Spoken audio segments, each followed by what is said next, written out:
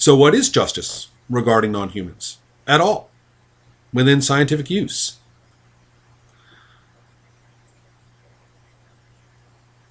The concern of such practices is still focused on pain and suffering.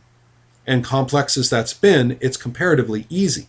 Justice in regard to this project is another thing entirely. Current scientific standards are not sufficient to handle that because nothing in our cultural vocabulary for this issue is sufficient to handle that.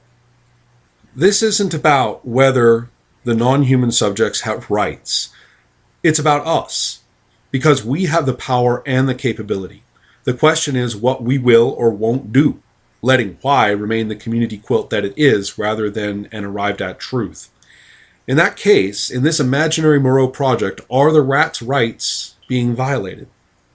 In fact, let's go all the way and legally place the experimental the subjects of rat origin into the status of humans, as raised by humans, subject not to the Animal Welfare Act and associated regulations, but to the provisions of the Nuremberg Code and the Belmont Report. If that were so, is this project a violation of their non-human rights? Is a given creature's dignity violated, although it now has exactly the dignity of another kind of creature? The Moreau experiment doesn't challenge natural law. It's flatly confirmatory of current thought on evolutionary history and humans' biological identity. As there is simply no technical controversy in the phrase, humans are a species of animal, or in species differences result from changes in developmental mechanisms.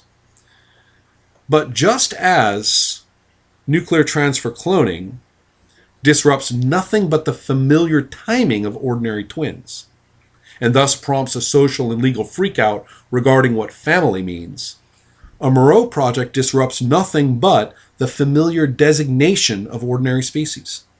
And that would clearly prompt an even more profound freakout regarding what human means, including issues of human rights, human interests, human dignity, or anything else tagged with the term.